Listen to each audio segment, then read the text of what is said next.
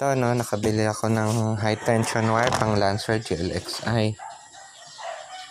Bili ko dito 700.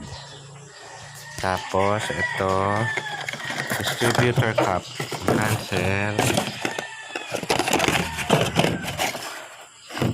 Lancer GLXI. Bili ko dito 320. Brand new siya. Kasi may hesitation siya eh. Pag start mo, under siya, tapos may isang nginig, random na nginig, tapos pag aabante mo na siya o i-reverse, hirap siya, puputok-putok muna, hirap siya pumasok, yung kumbaga parang hirap siya umangrangkada. So bagong surplus na yung mass airflow sensor ko, yung mga spark plug, bagong palit ko naman. Fuel filter, bagong palit. So yung aking fuel injector, tinanggal ko, tapos in-start ko, okay naman yung wisik niya. So ito na yon, may leak yung lumang high tension wire. Magpapalit tayong high tension wire saka bagong distributor cup.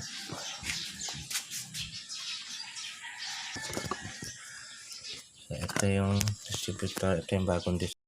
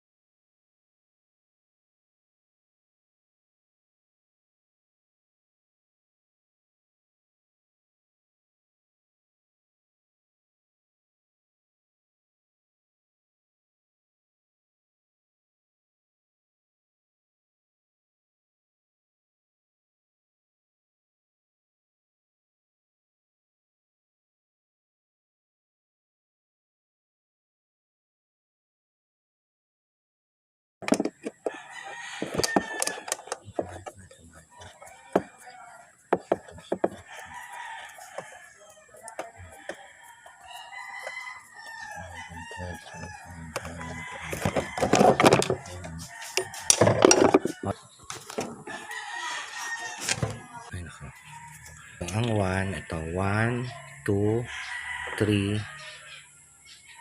Hindi.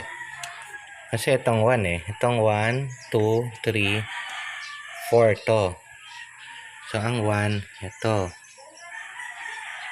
1, 2, 1, 2, 3, 4. Okay? So, ito muna. 4,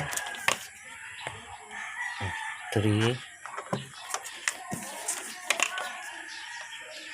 bale, ito, dito, ito, dito. Itong pangatlo, doon.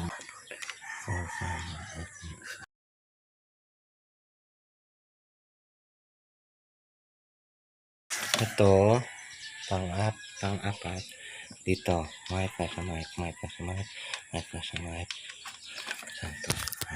Okay. Yan na. Buka natin. I-start natin. Ultimate test kung makawala yung putok-putok.